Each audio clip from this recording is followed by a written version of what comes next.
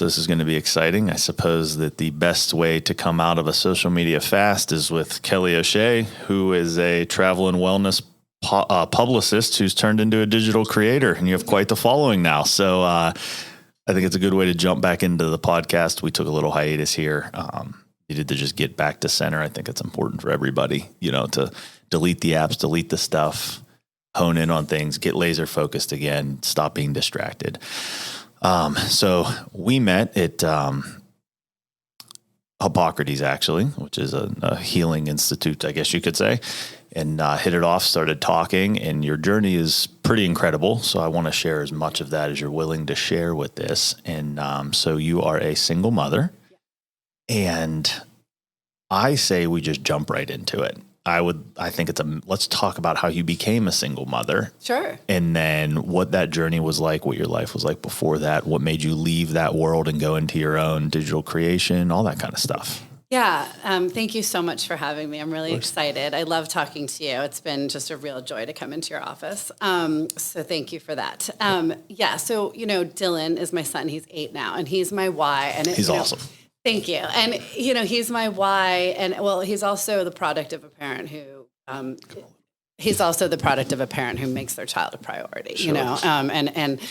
Dylan has been my why for longer than 8 years. Okay. So even when I left Florida at 26 years old and I wanted to make something of myself in New York City, I also knew I wanted to have a child, and I didn't want it to be too late. That was always in the back of my mind. And I actually got a little nervous in New York being around so many people that seemed that it might not matter to them if they had a family or not. Their career was that important. Yeah. And it was kind of like a roll of the dice situation. And I was like, oh man, because it was always in the back of my mind, right? So anyway, that being said, I was best friends with his father. We ran in the same circles in New York, and in New York it was work hard, play hard. So we all partied, but we all went to work the next day. I liked it. I liked it more than Florida and California in that sense, because I found in California and Florida people might be like, "Yeah, I'm going to call in sick to work." New York was like, "No, we're not doing that. We're partying, then we're going straight to work." And I'm like, "Let's go! Yeah, this is awesome." Kind of addicting. Became a game, because then no one would know I was messed up, and then we would all meet at lunch and do it again. It's fucking awesome. Obviously, I thought, and Charles especially would at 26. Yes. Come on, let's just call a spade a spade. Yeah, Charles was the lawyer. Great. Whenever I'd have a problem, if I was like having an issue at work, he would always be there to meet me for a drink. We would meet for martinis in Bryant Park, because he worked right by there. So anyway, I could always trust him, though. He was my person. And when it came time to really think about things, I'm close to 30, and I was like, oh, Charles really likes me, I'm going to roll the dice. Maybe he drinks too much, but surely when we have kids and move out of the city, he'll be better, right? And so it definitely rolled the dice, and I don't regret it, because I made Dylan with him, and it's actually funny, because out of all the men I could have met in New York when I left Florida, I met the one man that could not only make Dylan with me, but could also bring me right back here to Palm Beach County, which was wonderful. I mean, Jupiter of all places. Yeah. So, so my journey for Dylan really started then, but back then in my 20s, I wouldn't have just gone and froze my eggs and done it on my own. I didn't believe in myself enough. Okay. Sure. So I came from a lot of abuse and neglect, and I had very low self-esteem. So that's why I tended to go for men like my son's father, who had issues, but were wrapped in a nice package of someone who also went to law school and goes to work, and he was a genius. So this rolling of the dice was fun. Yeah, again, addicting, because it's and then there's that little bitty, it's I can fix the part I don't like. Yes, and also I grew up in chaos, so I replicate that. You need a little bit of chaos. Yeah. Until you heal. Yeah. Until you heal. When I would meet nice guys, it was too boring for me. So, Charles was great. It's lots of chaos. Yes. So again, rolled the dice and really tried, as we got married and had kids and went down that path, to fix him alongside building my business and our family. So it was a lot that I took on, but I was ready to do it, because at the time, definitely not ready to work on myself, right? And so it's give me all the things. Yeah. So anyway, we did, and he went to rehab, and we got married, and I thought that was going to be I thought that was going to fix it. He was going to come out of rehab and we were going to get married, but no, ultimately he drank on the honeymoon, and that ended with me having a bloody lip, unfortunately, in Bora Bora. And then, we come home, and he actually was so upset one day that he tried to like push me through the window, and actually our neighbors heard because it was in the middle of the day, and they called the police. And because they called the police, I couldn't not press charge. Like we couldn't not press charges. He actually couldn't live in the home for 3 months. And I'm like, oh my God, I still wanted the child so bad with him. I was not going to give up. And so we worked things out. And, you know, by January, February of 15, we had just gotten married in July of 14. You know, we were willing to work on our relationship and ourselves while trying to have a child. Like, thank God Charles did that for me, though, because I wanted the child so bad. I honestly don't think I'd be here today if I didn't have the child. So you think you would have just went into like a spiral of the drugs and the alcohol 100%. and all the things? Sure, yeah, 100%. Because again, Dylan's my why. So he's the reason why I stopped drinking. He's the reason why I actually finally stood up to Charles and said, no, I can't handle this anymore, because Charles was abusive. So that cycle continued. Well, I think it's important there to because I just was in a book, and the part of the chapter I wrote was how sometimes it's easier to change for somebody you love than it is just for yourself, unfortunately. Yes, right? 100%. Like, it was easy for me to be like, get your shit together for the office for Sloan. Yeah. Yeah. And I'm like, why don't you just do it for yourself? Right. But that's a pattern between everybody. Right. And Charles would do it for me or for the office. Then once they found out. Yeah. But again, that's all. And so that's why it wasn't working. He would do it for me or whatever. And then because Charles was so smart, though, what would happen is that 9 months would go by and he'd see, you know, we're parents now. So no one's getting wasted. We're all I'm having a couple of glasses of wine and that's it. And he says usually when I would ask him, do you mind if I'm drinking? He would say like, no, because I don't want 2 glasses of wine. I'd want a bottle. But something inside him would be really annoyed that he can't have just 2 drinks. So he would keep trying to prove that he could. I can be that person. And every time I would let him try, but every time he would fail. But then the problem was also he wouldn't talk about the failure. He would brush it under the rug, which was a horrible replication of what I grew up with. I grew up and I would see massive chaos when I was between the ages of 5 and 10. And I think the hardest part was not the chaos, but it was the next day, my parents acting like nothing happened. Like that was normal. Yeah. So that's why I was raised to believe that chaos was normal. But then, you know, I have that pattern. I definitely have that pattern where it's like, I mean, I wouldn't say that it's in the chaos, but I've definitely created a pattern where it's like, well, we're up and we're on to a new day, so let's just go forward. Right. You know, I mean, and compartmentalize it. And I think it's different now than it was when I was before. Like now it's like legitimately like, okay, that really wasn't as big of a deal as we needed to make it out to be. Let's just go forward. But they run deep. The patterns run deep that you observe as a child you don't even realize you have. Right. And like I said something to Sloan the other day, and I was like, whoa. No. Change, cancel, like, let's rehab that conversation. Whatever it was like 3 words I heard all the time as a kid that I haven't said in 30 years. And they just bleh, out of my mouth. And I was like, oh, fuck, no, I don't mean that. You know, it's like, shit. Right. So yeah, actually with Dylan, there's a lot of reflection because sometimes I do find myself I am my mother's daughter. So sometimes I will have that like rage, that anger. But what she would do is make us sit in that place of like being so scared for days because we get the silent treatment, right? Yeah. So with Dylan, I talked to him immediately. This happened over the weekend. We had a little argument on Saturday and, I knew he needed a hug and to let the tears go before he walked into that party. And I walked to my brunch and we walked one separate ways. So I actually pulled over before we got to the birthday party, got in the back seat with him and just hugged him and let him cry it out. And I was like, I hate it when I get that way too, you know, and I really don't want to get that way. And I'm really working on that. So I don't get that way because it's so scary, you know, but this is why I got that way. And, you know, and I came up with a lot of like things because it's a lot for kids. It's hard for them to understand that things do pile up. And so, and again, for parents, it's really good for us to try to catch ourselves right away. Yeah. Like nip it in the bud, you know, like, anyway. But I think that's, again, the testament to like the priority that you put on him and his emotional state. Correct. You know, we had talked before about like, not everybody around me agrees with how I parent my daughter. Right. And while I take that in and I analyze, like, are they correct? What parts are true? What parts aren't? What parts are they coming from? You know, a lot of times I see what they don't like is that they wish they would have done it this way. Right. And I'm 100%. Like, ooh, yeah, that's a kind of a big wound there for you. I'm not going to bring it up. We're not going to talk about that. Yeah. Right. But it's like, don't try and guilt and shame me because I'm doing something it's honestly hard. Yeah. Oh, 100%. You know, and trying to do it a different way.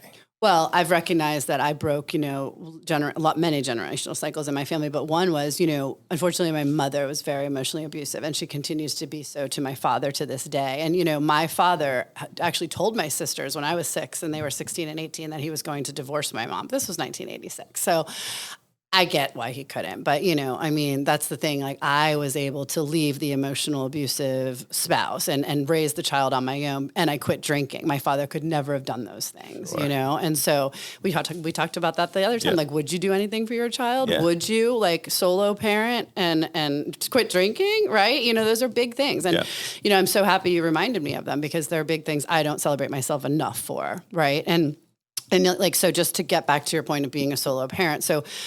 With Charles, that pattern would continue. So I remember Dylan, 4 months, we're sleep training, and Charles slips up again. So back to rehab. And, and here's me, and, I'm married to a lawyer, but we're splitting financials down the middle because he has a lot of debt. He's self-made. We're both self-made. And we're in this place of Connecticut. God save us. Where it's all generational wealth and no one's talking about the problem. So we think we're the only ones with financial misery and alcoholism in the house. So it's just that much worse. And I'm driving a RAV4. Everyone has Range Rovers. I'm parking miles away in the snow.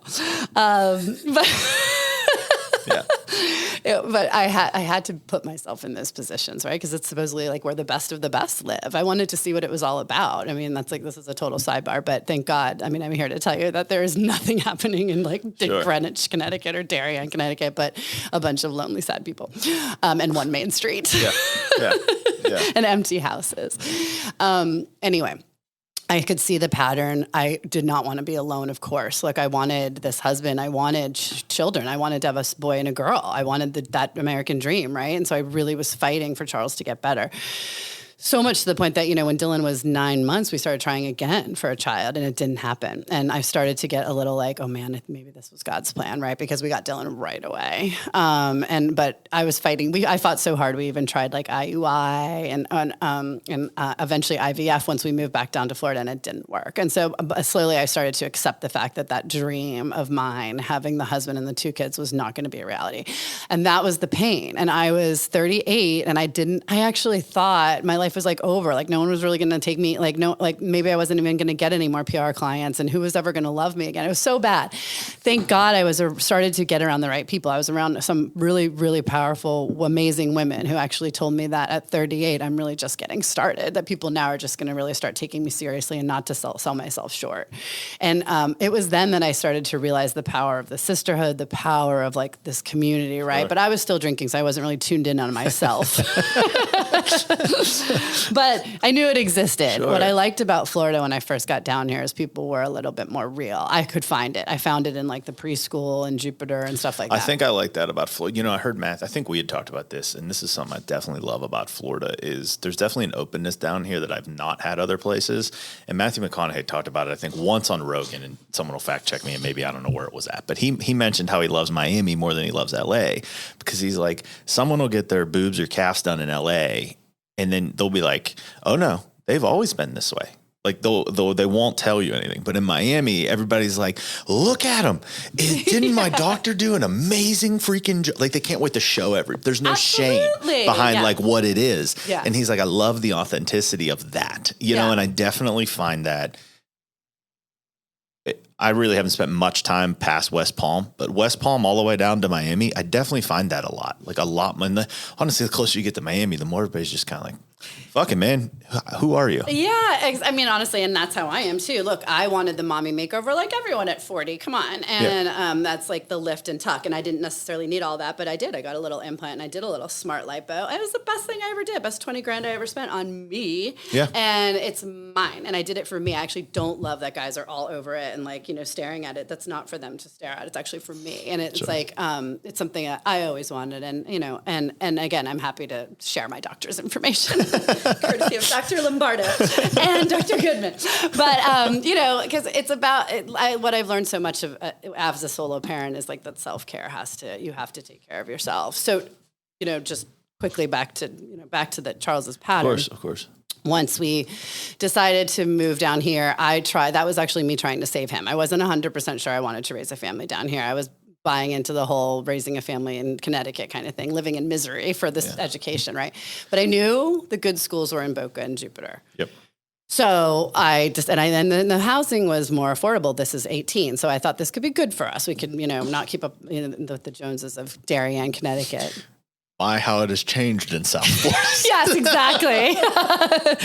It's changed a lot. But so we came down, and anyway, it was also an opportunity for me to start to look at all the single parents down here, because there was a lot more than there were up north, and the single moms. And actually, as chance would have it, the first rental home we had, we were right across from a single mom working, raising a 2-year-old boy by herself. So, and her ex was an alcoholic. So it was like such a blessing. Yeah. Gave me the confidence, right? So only 6 months after we moved here, he decided to drink at a work party. Bad idea. So, I'm there with my son. They actually suggested we stay and he go. And so he got fired after that. I knew. And then, so again, that's me. I'm like, I got to get out of this because he's not going to find another job in Jupiter. And now at this point, I want to stay with Dylan. Sure. So I have to So they had you stay at the party is what you're saying. They had me stay at the party in Delray. Yeah. Okay. And they saw it was happening. They let us stay in the guest house that night. Amazing people. Yeah. Thank God. The husband of the owner of the house owned a rehab, and he knew right within meeting Charles that there was there was no hope for him. And I needed to hear that. Yeah. Because, I could continue this path of rehab. Sure. If it wasn't going to work, it wasn't going to work. And the thing was, I was researching this at this point. I knew that kids had real solid memories by age 4. So I knew I had to get Dylan out of there because Charles was abusive. So what if he hit Dylan? He would never mean to. Correct. This was such a wonderful man, sober, but he had a brain injury. You're not supposed to drink on a brain injury. So it was like Jekyll and Hyde. It was scary. I didn't think he would ever hit me. When I met him in 2008, no one would. I mean, it's hard to talk about because that's not him. I would be in a room with him talking about the drunk version. Like, what are we going to do about this guy, Charles? You know? So anyway, I needed first, last, and security. That's what you need in Florida to be able to break free. Plus, you basically need now like $12,000 to move into an apartment, just so people know. Yeah, and also, unfortunately, Florida doesn't recognize legal separation, which is what I wanted. So you have to go whole hog if you're trying to make a statement. And divorce, guess what? Not $10,000. Yeah. I was actually so lucky. When I put him in detox, and then I put him in rehab, and that was when I filed. Well, so when I first separated, so he lost the job, and then sober for 6 months, passed the Florida bar, of course, because he's a genius, got another job for Citibank in Tampa. Great job. But again, of course, I know. Isn't it crazy the things people, I don't want to say waste, but like, damn. Yeah. I mean, it is. It's like his whole life, And so I left him on May 25th of 2019 after a drinking episode. And that was when, I didn't quite have first, last, and security, but I knew I had to do it. So I was like pulling it together with everything I had. And I called a friend who was a realtor. She was looking. And I just, I knew I had to do it. And and then he ended up having a seizure, which he always had after bouts of drinking. And his family started to be involved. And they started to understand what I was going to do. And they were going to support me in like the separation, which was good. Some of them flew out. It wasn't easy. God, I didn't want to do it, but I needed. Well, I think that part's important though, because a lot of people like hear us talking post. I was just on a podcast the other day, Life After Divorce, and it's like a podcast for men. And I'm happy now. I'm powerful. I'm strong. My life's fucking great. But like going back and trying to convey to people, like, but I understand the pain you were in. Like, just because I'm talking like this now doesn't mean that shit wasn't fucking hard. Like you now, it's like people are like, oh man, she was so strong. She fucking did it, whatever. It's like, no, like this is the healed part. This is the part that put the years of work in. 5 years. Like, that's very different. That doesn't have a boyfriend still. Correct. After 5 years. Like that's important, Yeah. And I'll tell you, that was my weakest point. Not the day he died. The worst day of my life, the worst was going through that divorce. So when I knew I had to separate from him and going, that was one thing. That was almost kind of powerful. Like I remember going to my parents' house in Hobe Sound. They weren't there. So I had the house to myself and I was with Dylan, and it was like a bold moment. I changed my name on my Facebook and everything. And I was like, yeah. Fucking back, baby. Yeah. But then reality sunk in, right? But then I remember, and it was right before like Father's Day weekend. And I had to go visit. I went to go visit Charles when he was in detox, and I gave him a card from Dylan, and it was so hard. And we hugged each other. He kissed me on the cheek, and we were holding hands, and it almost felt like us again.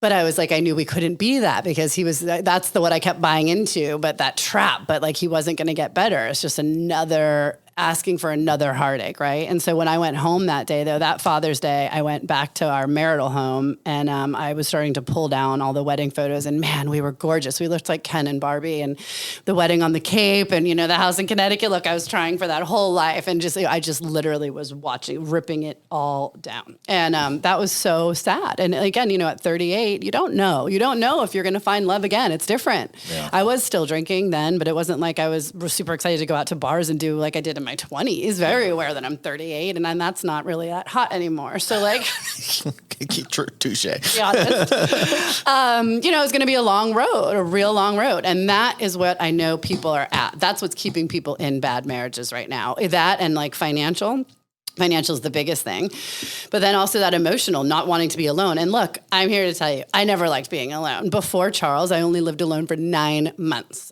9 months. I had an apartment in Providence, Rhode Island, and I hated it. I couldn't wait to go to Boston and pay more to live with roommates in an older apartment because I just had to be around people.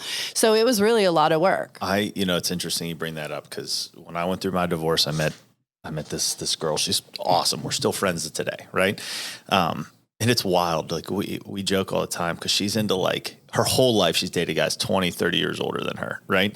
And we met and never anything happened. We became like best friends. We think the same way, like all the stuff, so we like became really good friends.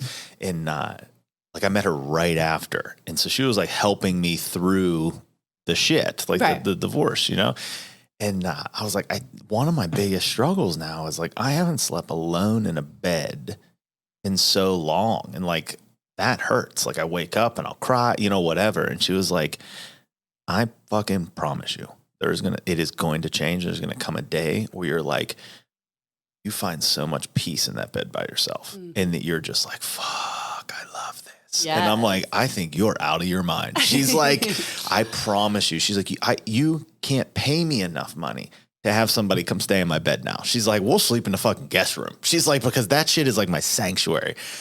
She was right. Yeah. Like when I have found the peace in being alone. Yeah. Oh, and then that's when you're able to really jump off and explore relationships and this and that, because you're not searching to fill the void of like, oh my God, I just need something in my bed. Exactly. And look, I'll be honest, I dated because I had gone through so much with Charles. I was excited to start dating like right after I left him, but not before he died. But so in between, there was 9 months in between separation and his death that I was unmatched. Now also though, I had time because he had Dylan and he wasn't working. This was it while he was studying for the bar and then getting the job in Tampa. He didn't actually leave for Tampa until November. So that was like 6 months of like him watching Dylan. And I was like, woo, but I didn't like it. And I was getting super attached to the guys and wanting them to just wanting to immediately jump. And so I know that feeling of where a lot of people are at once they're immediately divorced. And I'm here to say that I did it for 6 months, but it didn't feel good, because you don't know those people.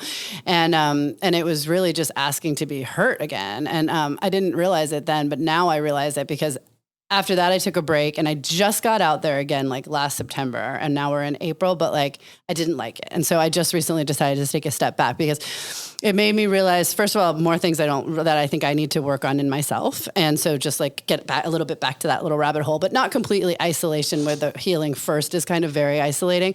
I've realized the importance of friendship. So like I love myself so much now and I'm healing my inner child and a lot of the wounds that came from my parents, which made me really despise women because of my mother's mental illness. And I believe she ruined my father's life and I witnessed that. And so that was always such a pain point with me with women. And then most women hated me my whole life. They were haters or jealous, I think, and I mean, I think people see a fierce, independent woman like me and other women, unfortunately, I remind them of what they're capable of, but aren't doing. And it frustrates them. And then they just want to take that out on me. I think we see that a lot with social media these days. I mean, there's everybody wants to shit on the person that has more, and it's like 100%. Nobody that has more is shitting down on people below them. Yeah. Exactly. Like it's just like the eagle and the crow. Yeah. Right? They're just like, hey man, you can come play here too. Yeah. Like we're all welcome. Why we got to be like that? And I think it's that part of you that resonates. I mean, I heard a quote, and I've definitely said it on here before, and it fucking kicked me right in the dick. And it was, hell is when who you could have been meets who you are. And I was like, fuck. Yes. Like that was big. I want to pause for 1 second and talk about parents because you recently did something that I think people don't think is okay. People think is scary. I mean, it was a bold move what you did with your parents recently. And I don't want to glaze over that, because it's a testament to the boundaries you're putting for yourself in your own healing in your personal life, the boundaries you're putting around Dylan, what you're accepting into your life now, and where you're changing the course of that. And, people will be like, oh, just find new friends, whatever. Oh, but they're my family. I can't, whatever. Fuck that. Let's dive into that part, because it's huge. And, I mean, that could even be like its own podcast in itself, but let's not glaze over that. Absolutely. Yeah. Well, I can speak very openly and freely about this now, because I actually I'm starting my book. I just started this week. And honestly, Hippocrates and you have set this off, because visiting you and being able to unblock a lot of the things that were in my body. Look, I knew that this went back before Charles, right? Before going after these emotionally unavailable men. It goes back to what happened in childhood, and we don't realize that, okay? And like, once you start taking tension off the spine, you do. But exactly. So the memories are easily accessible now. And then I went to Hippocrates and I did the emotion code, and that was so interesting to me. So they found that anxiety set in for me at age 7. And what was happening at age 7? Well, a lot of things. So we were, we were in a car accident, and my mother was in the hospital, and then my father was taking me trick-or-treating, and when we came back, we were robbed. But then also just that, but it gets worse, because we had just moved to California when I was 5, and my sister Colleen was 15, and she was kind of like my protector, because my sister Kim was 17, and she was not well. She had tried to commit suicide when we lived in Boston. But my parents, we just up and leave. And we leave Kim, the suicidal child, and then until she becomes so anorexic that the family she's with in Boston begs my family in California to take her back. So all that's happening. Wow. And Colleen was my protector at the time, and she would like work and buy me Hello Kitty things. And when Kim tried to commit suicide, I was only 1. Colleen was looking after me.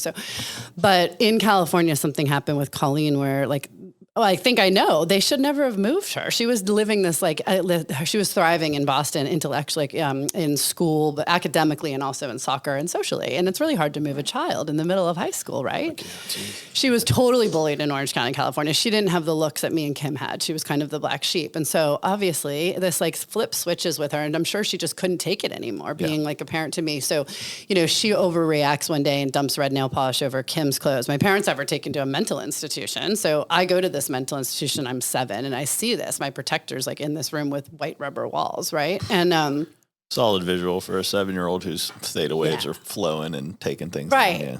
But then all this is happening. And then no one talks about it. We wake up the next morning I'm just supposed to go to school and everything. And I'm also supposed to be okay. I don't talk to anyone. We're not allowed to talk to therapists. We don't talk to therapists. We don't talk to anyone about what's happening in the family. We just put on a happy face. Right. Meanwhile, I'm like, oh my God. And so I was wondering why lately, even though I've done all this healing and I stopped drinking, there would still be this chaos when I would go places, in the back of my mind, chaos. I couldn't shut it down. I wouldn't even be able to relax until well beyond this podcast being over. But that's gone now. Thank God, because I felt what I needed to feel. Sure. And also just to recognize, I'm so sorry, 8-year-old Kelly. That was a lot that you went through. Sure. And then I got guilt at age 8 because of I had to go pick up my father from having an affair on my mother, with my mother in the car. And I'm sure she's hitting him, and the hitting is happening all the time.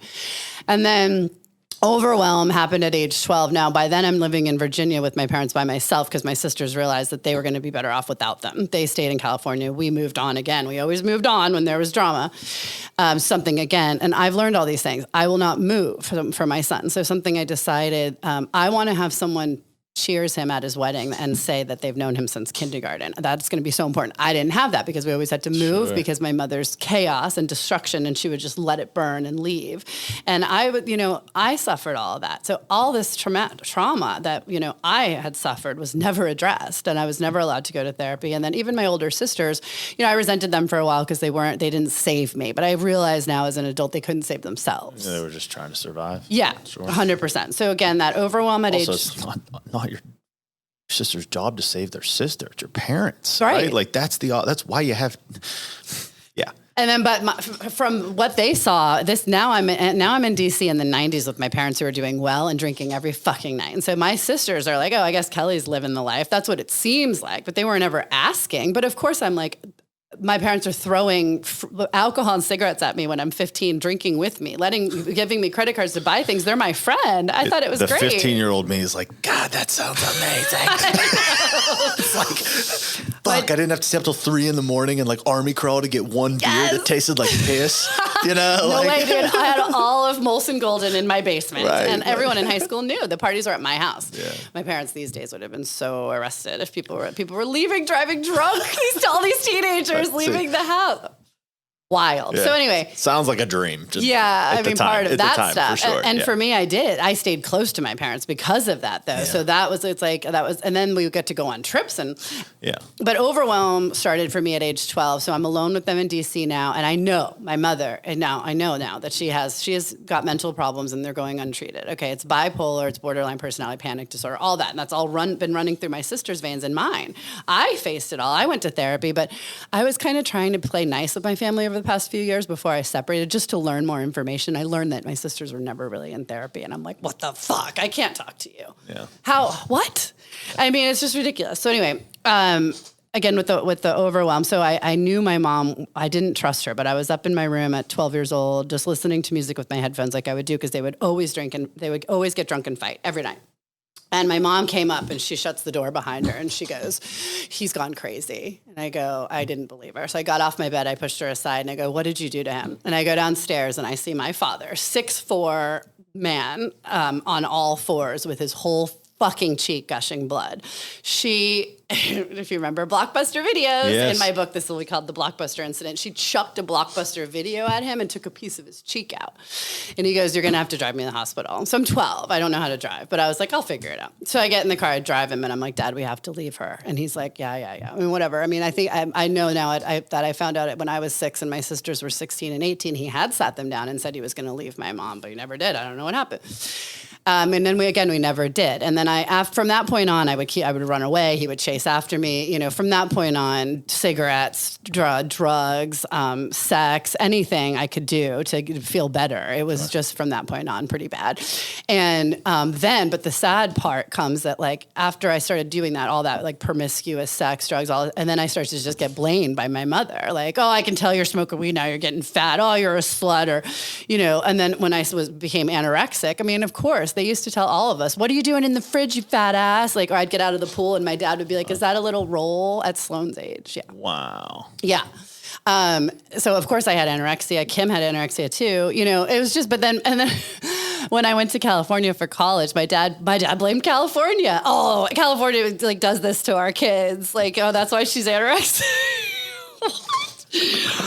And then I fell in love with the drug addict, of course, like junior year, and thank God for my mother's friend, Linda Mahoney. My book is actually going to be dedicated to her because she was a guidance counselor on Cape Cod where my parents were living at the time. Again, of course, something happened in Virginia where they had to move. So when I was at the point I was doing cocaine so much, I actually brought it back in a tampon on the plane. Jesus Christ.